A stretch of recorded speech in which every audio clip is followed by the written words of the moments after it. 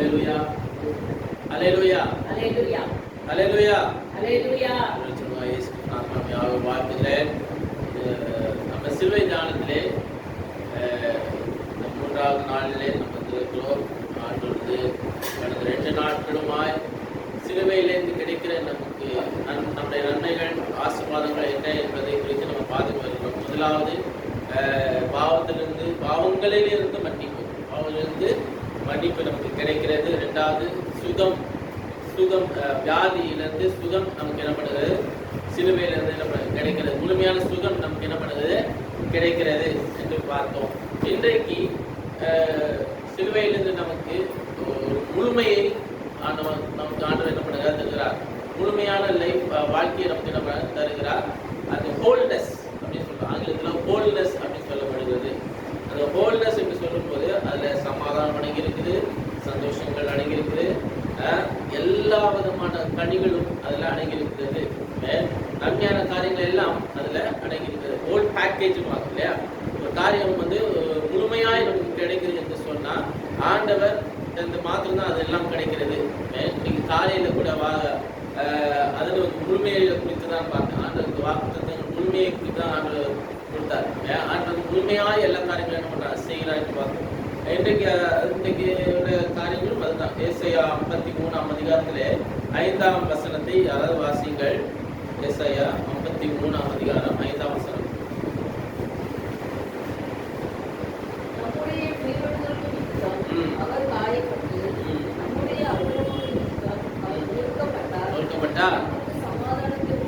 நமக்கு சமாதானம் உண்டு பண்ணும் ஆக்கினை அவர் வந்தது.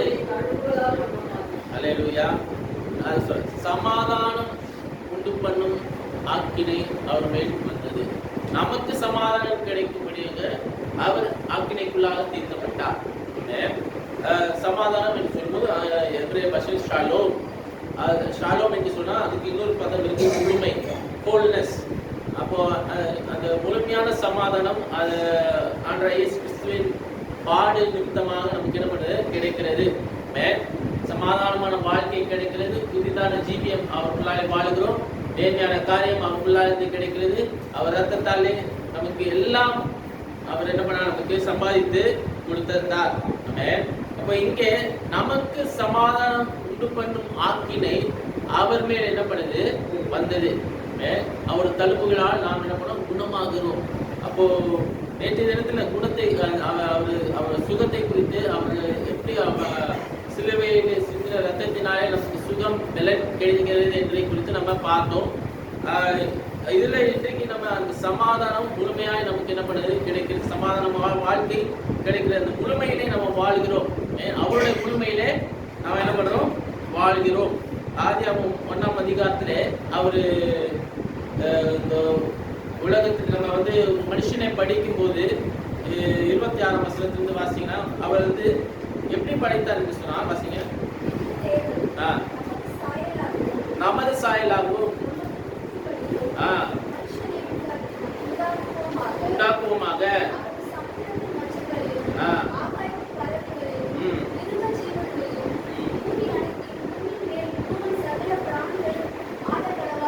ஆழக்கடவர் என்றார்.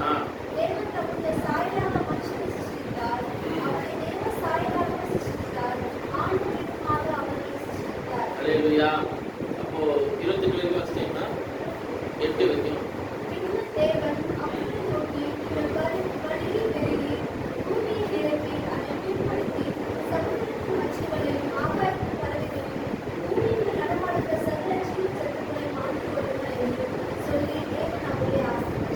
ஆண்டு கொள்ளுங்கள் சொல்லி ஆசீர்வதித்தார். இவர்கள் உருவாக்கும் மனுஷனை உருவாக்கும் போது அவரை போலவே நம்ம அவர் சாயலும் அவர் ரூபத்திலும் என்ன பண்ணா உருவாக்கினார். அவனுக்கு எல்லாம் கிடைக்கப்பட்டது, முழுமையாய் கிடைக்கப்பட்டது. அந்த முழுமையாய் அவனுக்கு கிடைக்கப்பட்டது. அந்த முழுமையிலே அவன் வாழ்ந்தான். அவனுக்காக எல்லாம் உருவாக்கி வைத்திருந்தார். மனுஷனை உருவாக்க முன்பாக அந்த ஆண்டவர் வாழ்க்கை பூமி சிருஷ்டித்தாரு. அங்க இருக்கிற எல்லா ஜீவராசிகளும் சிருஷ்டித்தாரு. எல்லாமே தோட்டத்தை உருவாக்கி அதுக்கப்புறம் அந்த மனுஷனை என்ன பண்ண அது நடுவில் வைத்தார். தோட்டத்தை உருவாக்குனது மாத்திரமல்ல, அதுல இருக்கிற எல்லா தேவைகளும் என்ன பண்ண அதுல சந்திக்கப்பட்டது. அவனோட தேவைகள் எல்லாம் என்ன பண்ணுது சந்திக்கப்பட்டது. அவன் முழுமையிலே வாழணும், அவன் எல்லாத்தையும் நன்மையாய் வாழணும் என்பதற்காக எல்லாமே முன்கூட்டியே எல்லாத்தையும் என்ன பண்ண ஆண்டவர் உருவாக்கி இருந்தார்.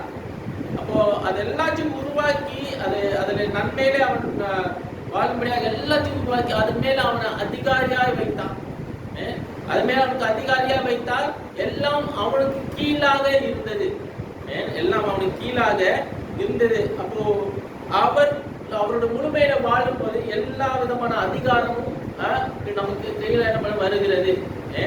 அப்போ 2:7 அதுதான் சொல்றோம். 2:7 அவருக்கு சாயலும் அதுல வாசிக்குது. 2:7 தேவன் மனுஷனை பூமியின் மண்ணிலே உருவாக்கி ஜீவ சுவாசத்தை அவன் நாசில ஊதினான், மனுஷன் ஜீவாத்மாவானான். இப்போ ஜீவ சுவாசத்தை அவன் மேல ஊதினான். அப்போ அவருடைய ஜீவனை மனுஷனுக்கு என்ன பண்ணாரு தந்தார். அவருடைய ஜீவனை மனுஷனுக்கு தந்தார். அவர் ஒரு குழந்தையை பெற்றெடுக்கிறது போல, ஒரு குழந்தையை பெற்றெடுக்கிறது போல நம்மள என்ன பண்ணாரு மனுஷனை உருவாக்கி பெற்று எடுத்தார். தன்னுடைய சுவாசத்தை அவருக்கு கொடுத்தார். அப்படிதான் ஜீவாத்மா வானான்னு சொல்லப்பட்டிருக்கிறது. அப்ப அப்படி இருக்கும்போது மனுஷன் உருவாக்கும் போது பெர்ஃபெக்டா முழுமையாய் உருவாக்கப்பட்டான். அவன்கிட்ட எந்த ஒரு சேதாரம் இல்லை, எதுவுமே இல்லை. அவன் வந்து பெர்ஃபெக்டா உருவாக்கப்பட்டான். அவன் பழுதில்லாதவனாய் உருவாக்கப்பட்டான். அப்போ பாவம் வந்த போது அந்த அவன் வாழ்க்கை பழுதானது, அவனோட சரீரம் பழுதானது, எல்லாமே பழுதானது. மரணத்துக்குரியவனாய் மாறினான். மரணத்துக்குரியவனாய் மாறினான். இந்த இடத்துல அந்த 5 காரியங்கள் நம்ம பார்க்க முடியுது. அந்த 5 காரியங்கள்ல அந்த ஆண்டவர் சொன்ன காரியங்கள் தான். முதல்ல கனி கொடு. முதல்ல என்ன பண்ண கனி கொடுக்கணும். ஆண்டவர் சொன்ன முதல் காரியம் நீ கனி கொடு. நீ எல்லாத்தையும் செய்து என்ன பண்ணணும், பீ ஃப்ரூட்ஃபுல். கனி கொடுக்கணும். இன்னும் அதிக உற்பத்தி செய்கிறார். அவன் என்ன பண்றான், கனிக்கொடு என்று சொல்லும்போது உற்பத்தி செய்கிறவனாய் இருக்கிறான். அவன் வாழ்க்கை பழுகி பெறுகிறவனாக இருக்கிறான். தனியான நன்மைகள் அவனுக்கு வந்துகிட்டே இருக்குது. அவனோட சந்ததி பெருகிட்டே இருக்குது. எல்லாச்சிலும் அந்த லைஃப் வந்து என்ன பண்ண பெருக்கத்தின் ஆசீர்வாதம் அவன் மேல என்ன பண்ணுது வந்திருக்கிறது. முதல் காரியம் அதுதான் அவனுக்கு வந்து ஆசீர்வாதம். அவனை என்ன பண்ண நீ கனி கொடுக்கிறவனாய் இரு. 2வது காரியம் என்னன்னா அவன் பெருகு மல்டிப்ளை. நீ பெருகு, இன்னும் மேன்மைப்படு, இன்னும் உயரு. இப்போ அந்த ரீப்ரொடியூஷன் அப்படி சொல்றது அந்த இது பண்ணும்போது நீ எல்லாவற்றிலும் சிறந்தவனா இரு, மேன்மையானவராயிரு, சிறந்தவனா இரு. அதுதான் 2வது காரியம் ஆண்டு சொன்னது. அவன் அந்த ஆசீர்வாதம் அவனுக்கு வந்தது. அவன் ஆண்டவர் என்ன பண்ண சிறந்திருக்கும்படியாக ஆண்டவர் செய்தார். அவன் வந்து கீழானவன் இல்லை, மேலானவனாய் ஆண்டவர் வைத்திருந்தார். எல்லாவற்றுக்கும் மேலானவனாய் அவரை வைத்திருந்தார். பெஸ்டா தான் அவனை வச்சிருந்தார். அவனை பெஸ்டா வைக்கல, பெஸ்டா தான் வச்சிருந்தார். மனுஷனை பெஸ்டா தான் வச்சிருக்காரு. நம்ம நீங்களும் நானும் பெஸ்டா அவர் பார்வையில அருமையானவர்களா தான் இருக்கிறோம். யாரும் கீழே தாழ்த்தப்பட்டவனா இல்லை, யாரும் அவருக்கு ஒதுக்கப்பட்டவனும் அல்ல. எல்லாரும் அவருக்குள்ளாலே அவர் பிள்ளைகளா இருக்கிறோம், அவர் கண்மணிகளா இருக்கிறோம்.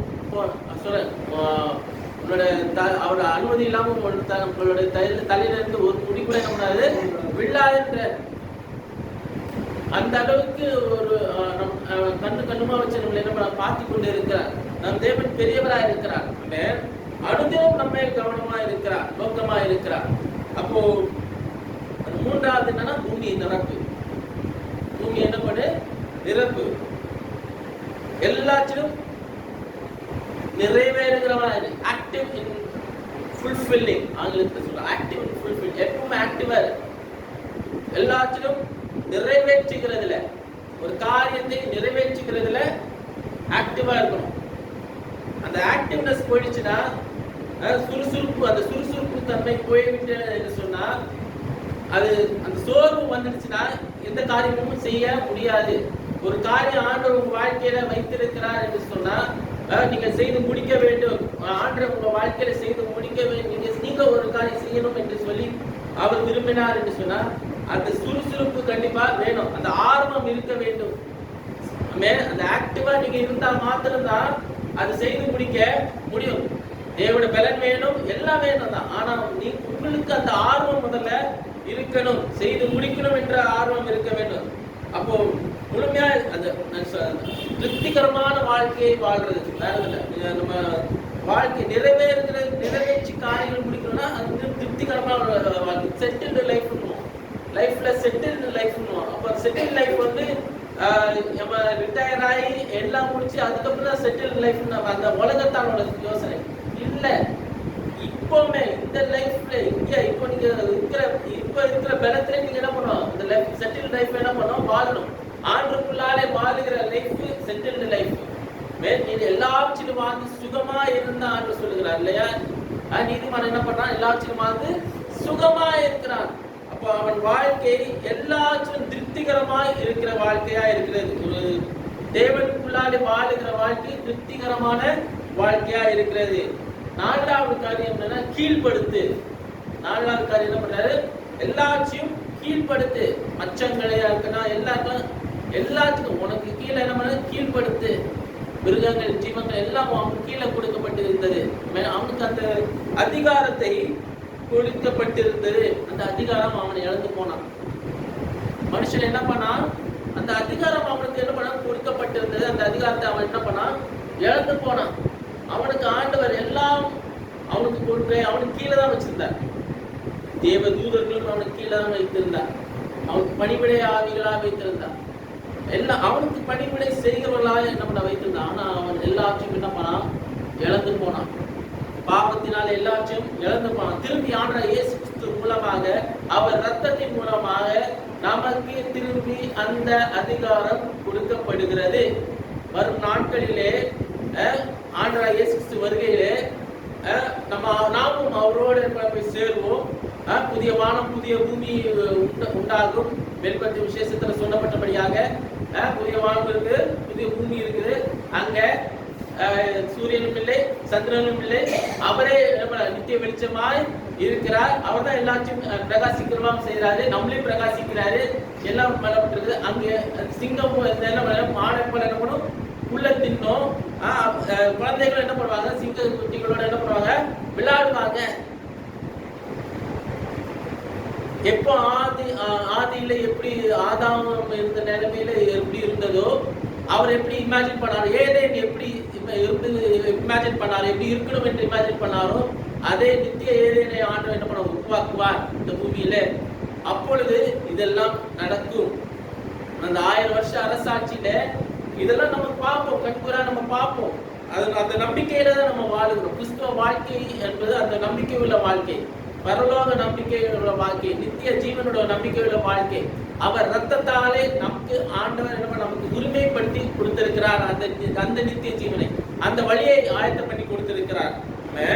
அப்போ நமக்கு அந்த அதிகாரத்தை திரும்ப நமக்கு என்ன கொடுக்கிறார். நாமும் எல்லாவற்றும் கீழ்படுத்துகிறவர்களா இருக்க வேண்டும். உங்களுக்கு உங்க சந்தேகங்களா இருக்கலாம், ஒரு காரியம் இயலாமையிலா இருக்கலாம். இல்ல, உங்களுக்கு கீழ்படுத்துங்க. உங்களுக்கு காரியம் வாய்க்கப்பட வேண்டும் என்று சொன்னால் நீங்கள் ஆண்டவர் இயேசு கிறிஸ்துவின் நாமத்தை வைத்து எல்லாவற்றையும் கீழ்படுத்துங்கள். பிசாசு காரியங்கள் உங்களுக்கு விரோதமாக பிசாசை கீழ்படுத்துகிறதுக்கு அதிகாரம் உங்களுக்கு கொடுக்கப்பட்டிருக்கிறது. ஏன்னா முன்னாடி அவன் தோற்கடிக்கப்பட்டவன், அவனுக்கு பவர் இல்லை. உங்கள் மேல அவனுக்கு அதிகாரம் இல்லை. நீங்க அவனுக்கு அதிகாரம் கொடுக்காம இருக்கிறதுக்கு பிரச்சனை இல்லை. நம்மளே அவனுக்கு அதிகாரம் கொடுத்து வச்சுக்கிறோம். நம்ம அவனுக்கு என்ன பண்றோம், பிசாசுக்கு அதிகாரம் கொடுத்து வச்சிடுறோம். கிடையாது, அவனுக்கு அதிகாரம் கிடையாது. உங்க மேல அதிகாரம் கிடையாது, உங்க குடும்பத்து மேல அதிகாரம் கிடையாது, உங்க சந்ததி மேல அதிகாரம் கிடையாது. உங்களுக்கு அந்த அதிகாரத்தை கொடுக்கிறாரு ஆண்டவர் இயேசு கிறிஸ்துவின் ரத்தத்தினால. இயேசு கிறிஸ்துவின் ரத்தம் ஜெயம் என்று சொல்லுகிற ஒவ்வொரு வாட்டியும் அந்த ஜெயத்தை நீங்கள் பெறுகிறீங்க. அதுல பயம் சும்மா இல்ல, விசுவாசமாய் சொல்லும் போது அதுல நீங்கள் ஜெயத்தை என்ன பண்ணுகிறீங்க, பெறுகிறீங்க. நீங்கள் கீழ்படுத்த வேண்டும். கீழ்படுத்த வேண்டிய காரியங்கள் கீழ்படுத்த வேண்டும். அவன் பிசாசு என்ன பண்ணுவான், உங்களை கண்ணுள்ள காரியங்கள் என்ன பண்ணுவான், காட்டி மயக்கி காரியங்கள் என்ன பண்ணுவான், அதுல விழ வச்சு கண்களின் இச்சை, ஜீவனத்தின் பெருமை எல்லாத்தையும் வைத்து என்ன பண்ணுவான், நம்மள விசுவாச காரியங்கள் இருந்து என்ன பண்ண நம்மளை கீழ்படுத்த பார்ப்பான். கிடையாது, அதுக்கு இடம் கொடுக்க கூடாது. நம்ம சரீர காரியங்களுக்கு, சரீர இச்சைகளுக்கு என்ன பண்ண இடம் கொடுக்க கூடாது. அது எப்படிப்பட்டவனாக நிறைய மூளைக்காரங்களே விழுறாங்கம்மா. இப்ப அப்படிப்பட்ட சூழ்நிலை ஆயிடுச்சு. உலகம் அப்படிதான் போயிடுச்சு. இச்சைக்கு செய்த இச்சைகளுக்கு ஊழியக்காரர்களே விழுகிறாங்க. கண்முறை நியூஸை பார்க்கும்போது கிறிஸ்தவர்களுக்கு பார்த்த பயமா இருக்குது. யார் எந்த ஊழியக்காரன் நம்மளும் தெரிய மாட்டேங்குது, யாரை எங்க கொண்டு வந்து வைக்கணும்னு தெரிய மாட்டேங்குது. அந்த மாதிரி சூழ்நிலையில நாட்கள் போய்கிட்டு இருக்குது, கடைசி காலங்கள் வந்துகிட்டு இருக்கு.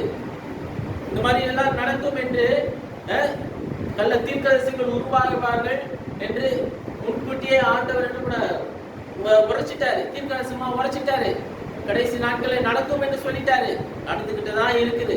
நம்ம எப்படி வாழுகிறோம் அது மாத்திரம் தான் பார்க்கணும். நம்ம எல்லாம் நம்ம கேட்கும், யுத்தத்தின் சத்தம் நம்ம கேட்கும், கள்ள தீர்க்கதரிசிகள் எழுப்புவாங்க, கொள்ள நோய்கள் வரும், இழப்புகள் வரும், எல்லாம் வரும். ஆனா நம்ம அந்த நேரத்திலையும் ஆண்டவரை விடாமல் பிடித்துட்டு இருக்கிறோமா?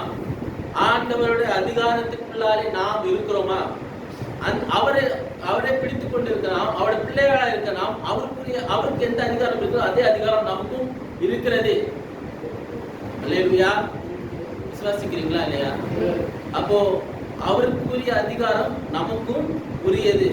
இப்போ உங்களுக்கும் எங்களுக்கும் நமக்கும் இயேசு கிறிஸ்து மூலமாக நமக்கு என்ன அதே அதிகாரம். அவருக்கு எந்த பிசாசு மேல எவ்வளவு அதிகாரம் இருக்கோ அதே போல அதிகாரம் நமக்கும் இருக்கிறது. எது குறித்தும் நீங்க கவலைப்படாமல் முன்னேறி போக வேண்டும். ஐந்தாவது என்னன்னா ஆண்டு கொள்ளுங்கள்ன்றார் ஆண்டவர். ஐந்தாவது என்ன சொல்றாரு? ஆண்டு கொள்ளுங்கள். ஆதிக்கம் செலுத்துறது, எல்லாற்றின் மேல ஆதிக்கம் செலுத்த வேண்டும்.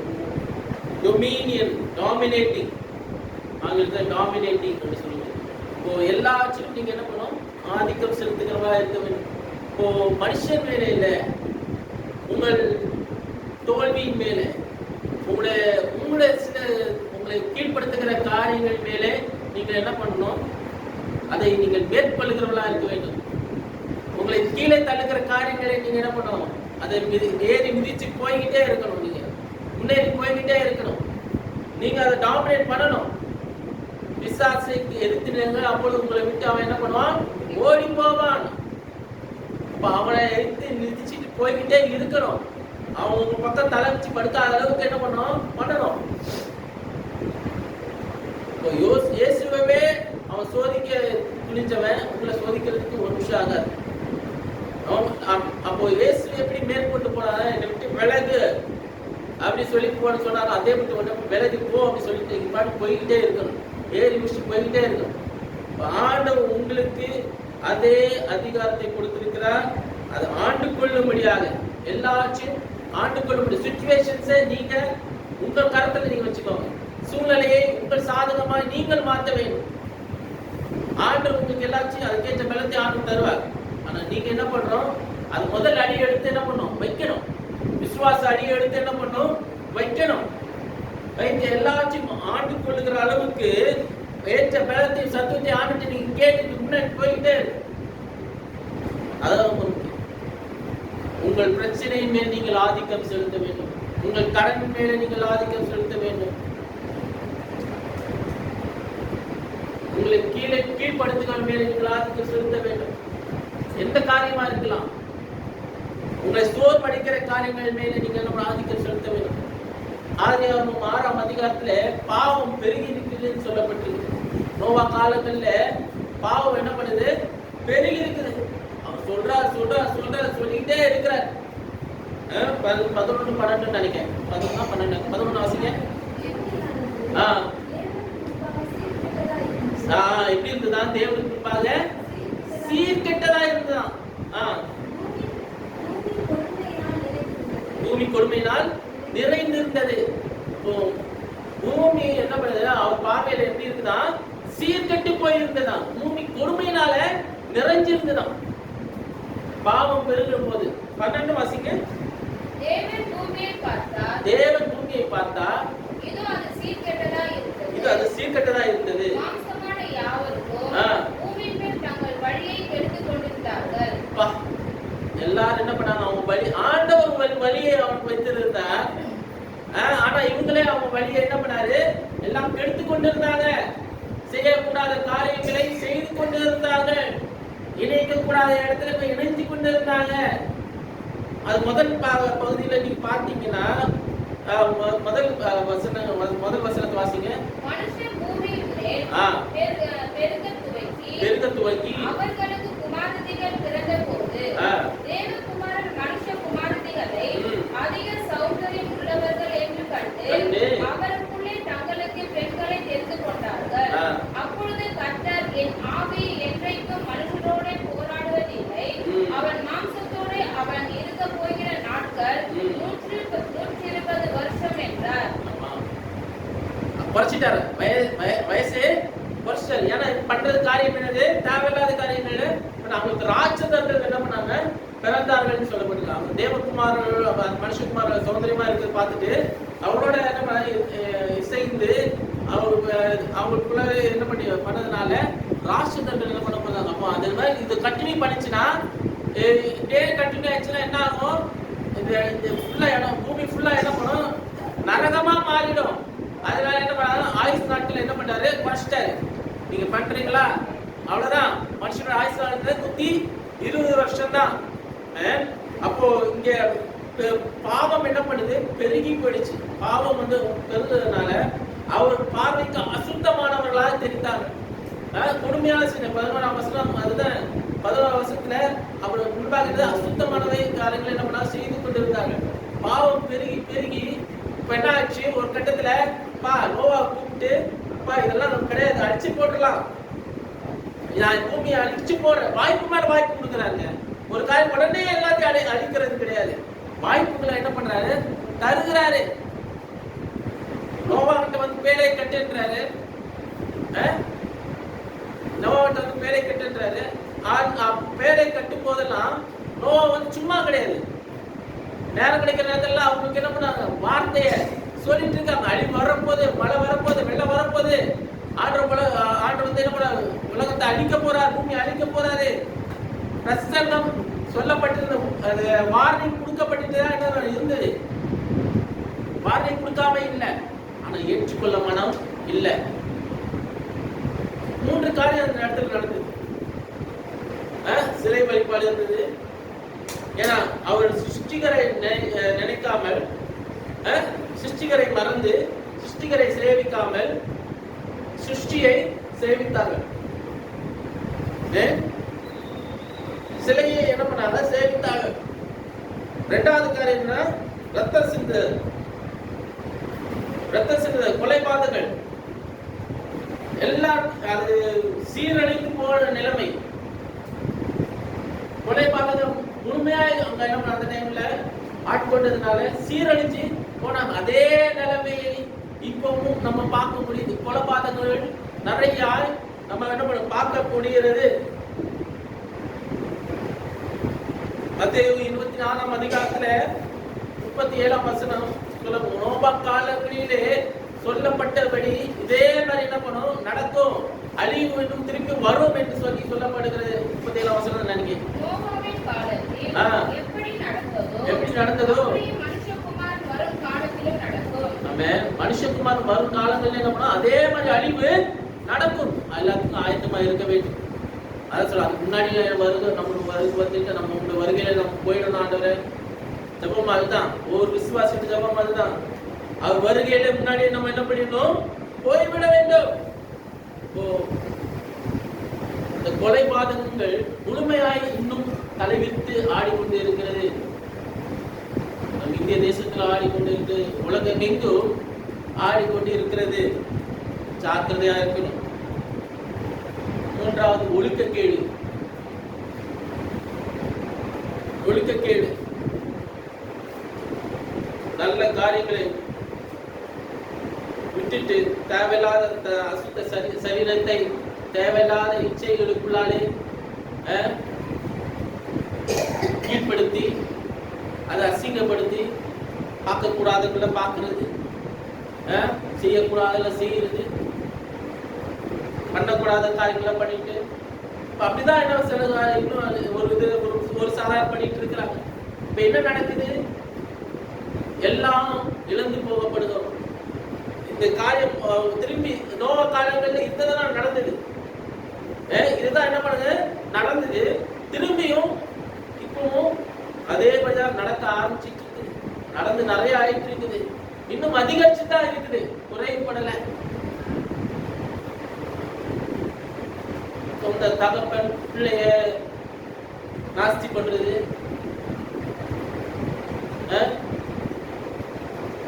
ஒவ்வொன்றும் நிறைய செய்தி கேட்கிறோமா. அவங்க தாயை வந்து மகன் வெட்டி கொள்றது, மனைவி வந்து புருஷனை வெட்டி கொள்றது, எல்லாம் மாறி மாறி மாறி அன்பு இல்லை. அன்பு போயிடுச்சு, தடிஞ்சு போயிடுச்சு. கிறிஸ்துவின் அன்பு இல்லை. வார்த்தை சொல்றதுக்கு யாரும் இல்லை. வந்துருச்சுமா, வார்த்தை சொல்ற முடியாத அளவுக்கு காலங்கள் வந்துருச்சு. வார்த்தையை அடிச்சு போடுகிற நாட்கள் வந்துருச்சு. இப்போ நம்ம இப்படி வந்து கூடி இது பண்றோம்னா ஆண்டு கொடுத்த கிருபையினால நம்ம உட்கார்ந்துட்டு இங்க. இன்னும் வரும் நாட்கள்ல எப்படி இருக்கும் தெரியாது, வரும் காலங்கள் எப்படி இருக்கும் நமக்கு தெரியாது. அவர் பண்ணின உடன்படிக்கையை அவர் மீற மாட்டார். எபிரேயர் 8ஆம் அதிகாரத்துல 7ஆம் வசனத்துல 7ஆம் வசனத்தை வாசிங்கள். எபிரேயர் 8:7. அவனே தேவதூதரிலும் சற்று சிறியவன் ஆக்கினீர். எபிரேயர் 8:7 எழுதுறவா? இல்ல 8:7. முதலாம் உடன்படிக்கை பிள்ளை இல்லாததினால் பிள்ளை இல்லாதிருந்தால், முதல் உடன்படிக்கையில பிள்ளை இல்லாதிருந்தால் இரண்டாவது உடன்படிக்கை தேவையில்லாம இருந்தது. ஏன்னா இரண்டாவது உடன்படிக்கை தேவைப்பட்டது காரணம்னா, முதல் உடன்படிக்கையில எல்லாத்தையும் அதை உடன்படிக்கை பண்ணதுல எல்லாம் மீறிட்டாங்க. ஆண்டவர் ஜனங்களோட பண்ண, இஸ்ரவேல் ஜனங்களோட பண்ண உடன்படிக்கையை மீறிட்டாங்க. நான் எல்லாத்தையும் மேன்மையா வைப்பேன், எல்லாருக்கும் சென்டரா வைப்பேன்னா எல்லாத்தையும் எல்லாம் வச்சாரு. அவருக்கு காப்பாற்றினார், உடன்படிக்கை பண்ணினவர் காப்பாற்றினார். ஆனா இவங்க என்ன பண்ணாங்க, அதை மீறிட்டு தான் இருந்தாங்க. கீழ்ப்படி அவர் போயிட்டு தான் இருந்தாங்க. அப்போ புதிதான உடன்படிக்கை ஆண்டவர் இயேசு கிறிஸ்துவின் ரத்தத்தாலே நமக்கு பண்ணப்பட்டது. அந்த அது அவசியமா இருந்தது. காரணம் என்னன்னா, நம்ம இழந்து போயிட்டோம். அவர் முன்கூட்டி பண்ண உடன்படிக்கை இழந்து போயிட்டோம். அது பாத்திரரா இல்லை. இப்போ வாய்ப்பு கொடுக்கப்பட்டிருக்கு. காரணம் என்னன்னா, இந்த தடவையாவது நம்ம என்ன பண்ணணும், நம்ம காப்பாத்திக்கணும். இதையும் நம்ம இழந்து போனோம் என்று சொன்னா அடுத்தது வாய்ப்பு கிடைக்காது. அவர் வருகை சமீபமா இருக்கிறது, வேற எதுவுமே இல்லை. நாளைக்கு பெரிய வியாழன் வேற. முக்கியமான காரியங்கள் நம்ம இன்னும் அதிகமா இல்லை நம்ம தியானிப்போம். காரணம் இல்லைன்னா, இப்போ சொல்ற காரணம் என்னன்னா, இந்த உடன்படிக்கை அவர் நமக்கு சொந்தமாய் பண்ணியிருக்கிறார், சொந்தமாக்கி இருக்கிறார். ஆதாமோட பண்ணின உடன்படிக்கை, அது திரும்ப ஆதாமோட ஒரு உடன்படிக்கை பண்ணாரு. அவன் எல்லாத்தையும் ஆசீர்வதித்து பழுகி பெருகு பூமியை நிரப்பு, எல்லாத்துக்கும் உன் மேல நான் என்ன பண்ணி அதிகாரமா வச்சிருக்கிறேன். நீதான் எல்லாத்துக்கும் மேல பண்ண வச்சிருக்க, எனக்கு கீழே நீ, அவ்வளவுதான். எல்லாத்துக்கும் அதிபதி நீதான். நீ எல்லாம் பண்ணு, நான் செய்ய வேண்டிய மாத்த செய்யாது. தொடாத காரியத்தை தொடாத, சாப்பிடாத காரியத்தை சாப்பிடாத. அது ஒரே தான் சொன்னேன். அதை என்ன, அது கூட என்ன பண்ண முடியல, செய்ய முடியல. இஸ்ரவேல் ஜனங்களோடு பண்ண உடன்படிக்கை திரும்ப மீறிட்டே இருந்தாங்க. அது கடைபிடிக்க முடியல. தங்களுக்கு இந்த புதிய புதிய காரியங்கள் என்ன பண்ணாங்க, அவங்களே உருவாக்கிக்கிட்டாங்க. புதிய சட்டங்களை உருவாக்கிக்கிட்டாங்க, புதிய புதிய ரூல்ஸை உருவாக்கி அது என்ன ஆயிடுச்சு, அதுதான் பெருசா இருந்தது போல. ஆண்டவர் வந்து கொடுத்த நியாய பிரமாணங்களையும் சட்டத்திட்டங்களையும் நீதிகளையும் அதை பின்பற்றாமல் அவங்களுக்கென்று ஒரு நீதியும் சட்டத்திட்டங்களையும் நம்ம உருவாக்கி அதை மாத்திரம் என்ன பண்ண பின்பற்ற, அதுதான் மோசை கொடுத்தது சொல்லிட்டு அதை தான் என்ன பண்ணாங்க, பின்பற்றி கொண்டு வந்தாங்க. திரும்பி திருத்தினார். அதை திருத்தி அவரே பலியாகி அவரே உடன்படிக்கையாகி முழுமையாய் நமக்கென்று புதிய காரியங்களை, புதிய வாழ்க்கையை, புதிய ஜீவனை தந்து இந்த உலகத்தை நடமாடும்படியாக, சுதந்திரமாய் நடமாடும்படியாக, பாவத்திலிருந்து விடுதலையாய் நடமாடும்படியாக ஆண்டு செய்து இப்போ வந்து வாய்ப்பை கொடுத்துக்கிட்டே இருக்கிறாரு. திருப்பி இப்போ சொல்றாரு, திருப்பி பழைய மாதிரியே வாய்ப்புகள் என்ன பண்றாரு, கொடுத்துக்கிட்டே இருக்கிறாரு. அப்போ வருகை அப்போ நம்ம போய் நிற்கும் போது ஐயா உன்னை அறியேன்னுட்டாருன்னா சொல்லுவாங்க கடைசி காலம் சொல்லுவாங்க, உன்னுடைய நாமத்தினாலே நாங்க வந்து விசுவாசிகளை விரட்டினோமே, உங்க நாமத்தினாலே நாங்க பிரசங்கம் பண்ணோமே, உங்க நாமத்தினாலே செத்தவனை போய் தூக்கித்தோமே அப்படின்னு சொல்லிட்டு சொல்லுவாங்க. ஆனா யார் பண்ணி என்னுடைய சித்தத்தின்படி செய்கிறவன் எவனோ அவன் தான் இந்த பிள்ளையா இருக்கிறான், அவன் தான் இங்க வரணும். என் சொல்லுக்கு கீழ்படுத்தி உண்மையாய் காரியங்களை பின்பற்றினா தான் உள்ள வர முடியும். யார் நீங்க அப்படின்னு வெளிவேஷம் போடுகிறவர், வெளிவேஷம் போடுகிறவர், வெளியில பார்த்து நல்லா பர்ஃபெக்ட்டா சோத்ரா ஹalleluya ஹalleluya முடியாது. எவ்வளவு நாளைக்கு நான் நடிக்க முடியும், எவ்வளவு நாளைக்கு காரியம் செய்ய முடியும்? கடைசி காலம் வந்து எவ்வளவு காலங்கள் நம்ம வாழ்க்கை எத்தனையோ பேர் நம்ம கண் முன்னாடி மறுத்து போயிட்டே இருக்கிறாங்க, எத்தனையோ பேர் கண் முன்னாடி போயிட்டே இருக்கிறாங்க, நம்ம இழந்து போயிட்டே இருக்கிறோம்.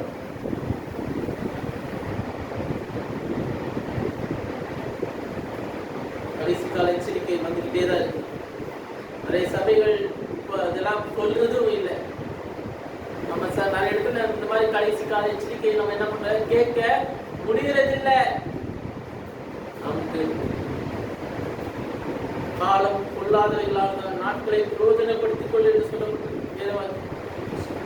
அப்போ நாட்கள் பிரயோஜனப்படுத்த வேண்டும் என்று சொன்னால் நம்ம அவருக்குள்ளாலே எரிசைவாய் இணைந்து இருந்தால் மாத்திரம் நடக்கும்.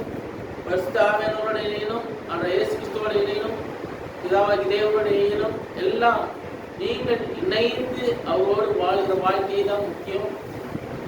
அவர் உங்களோடு இருக்கிறார், நான் விசுவாசிக்கிறேன். நீங்கள் அவரோடு இருக்கிறீங்க, நான் விசுவாசிக்கிறேன். நம்ம சபை அவருக்குள்ளாலே கட்டப்பட்ட சபையா இருக்கு, நான் விசுவாசிக்கிறேன். இன்னும் அதிகமாய் இந்த சபை அவர் மூலமாய் அவருக்குள்ளாலே பெருகும்படியாக இருக்கும் என்று நான் ஜெபிக்கிறேன். ஜெபமும் அதுதான், வேண்டுதலும் அதுதான்.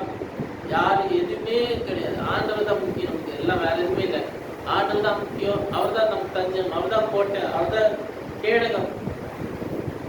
நம் நம்பிக்கையே அவர் தான், இந்த துருகம் அவர் தான், நம்ம பாதுகாவல் அவர் தான், எல்லாமே அவர் தான்.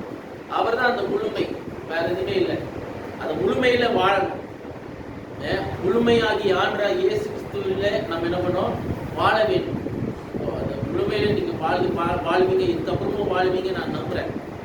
இந்த வார்த்தையை ஆண்டவர் ஆசீர்வதிக்கப்படும் கண்களை பண்ணி நம்ம ஜெபிப்போம். நாளைக்கு ஆயத்தமா வாங்க, பெரிய பெரிய வியாழன் அதுக்குள்ள ஏற்ற மாதிரி வார்த்தைகள் வரும். அது வந்து ஒரு ஆயத்தப்படுகிற வார்த்தையா இருக்கும். ஆயத்தப்படுகிற நாள் அடுத்த நாள் குட் ஃப்ரைடேயா இருக்கிறது. எல்லாம் தீர்வு சமயமாக செய்யணும். வரவங்க நிறைய பேர் வரணும். நாளைக்கு இதோட நிற்க போறது இல்லை. நம்மளோட வாழ்க்கை இப்படியே போறது இல்லை. முழுமையான வாழ்க்கையை நம்ம வாழுவோம், அவளோட முழுமையிலே வாழ்வோம். சிலுவை அது நமக்கு தந்தது. ஆண்டவராகிய இயேசு கிறிஸ்துவின் ரத்தம் அது நமக்கு செய்தது, நமக்கு சம்பாதித்து கொடுத்தது, வாய்ப்பை ஏற்படுத்தி கொடுக்கிறது. சும்மா கிடையாது, வாய்ப்பு கிடைக்கிறது சும்மா கிடையாது. அது விருத்தாவாய் நினைக்கக்கூடாது. எல்லாம் நமக்கு அவர் நமக்கு செய்த காரியங்கள், அது பெரிய நமக்கு ஒரு கிடைத்த ஒரு பெரிய பாக்கியம். அது ஸோ அது நம்ம நழுவவிடக்கூடாது. கிடைக்கிற வாய்ப்புகளை பிரயோஜனப்படுத்திக் கொள்ளுங்கள். எல்லாவற்றிலும் அவருக்கு முன்னாடி வைங்க, வேற எதுவுமே இல்லை. அவருக்கு முன்னாடி வைங்க. கர்த்தர் உங்கள் வாழ்க்கையிலே பெரிய காரியங்கள் செய்வார். சோதரமானவரே துதிக்கிறோம், அன்பு நிறைந்தவரே துதிக்கிறோம், பரிசுத்தமானவரை துதிக்கிறோம், தேற்றவாளனை துதிக்கிறோம். ஆண்டவரே தேச கர்த்தரை துதிக்கிறோம். கர்த்தாவே இந்த வேலைக்காக வருகிறோம். ஆண்டவரே கேட்ட சத்தியத்தின்படியாக ஆண்டவரே நீர் எங்களை நடத்துவீராக, மேன்மையை வைப்பீராக, கூட நடத்துவீராக, பாதுகாத்துக் கொள்வீராக, ஆண்டவரே பராமரித்துக் கொள்வீராக. நீர் என்ன சித்தம் வைத்திருக்கிறீரோ அதுபடி எங்களுக்கு வாழ்க்கையில் செய்து நான் விசுவாசம் வந்து ஒவ்வொரு ஆசீர்வதிங்க. உங்களை தடைப்பட்ட கூறுகிறோம். அது நீர் அன்று எல்லாரும் கொண்டு வாங்க. அந்த நீர் அதோடைய எல்லாத்தையும் முன்னேறி நடத்துகிற தாவை இந்த வார்த்தை அது அதோடைய ஒரு நாள் விருதாவாய் போகாது. அதோடைய என் வாழ்க்கை உங்களுக்குள்ளாலே முழுமை பெற வேண்டும், உங்களுக்குள்ளாலே பெருக வேண்டும், உங்களுக்குள்ளாலே வளர வேண்டும், மேன்மைப்பட வேண்டும். ஆண்டவரே நீர் ஆண்டவரே எல்லாவற்றும் அது சம்பூர்ணமாய் நிறைவோடு நடத்தி நான் விசுவாசிக்கிறேன். உங்களுடைய ஆளுகைக்குள்ளாலே நாங்கள் இருக்கிறோம், உங்களுடைய பிரசனத்துக்குள்ளாலே நாங்கள் வாழுகிறோம், களி கூறுகிறோம். எல்லாவற்றும் நன்மையை நாம் புசிக்கிறோம். கர்த்தாவே மேன்மைப்படுத்தவே நான் விசுவாசிக்கிறேன். எல்லாத்தையும் திருப்பாத்து ஒப்புக்கிறோம். பெரிய காரியங்கள் செய்யுங்க. ஒரு நாட்களிலும் இன்னும் அதிகமாக எங்களுடைய வெளிப்பாடுகளை கொடுங்க. ஆசீர்வாதத்தை கற்றுங்க. பெரிய காரியங்கள் செய்யுங்க. ஏசு கிறிஸ்துவின் நல்ல தாவே சொல்லுமா ஆத்மாவே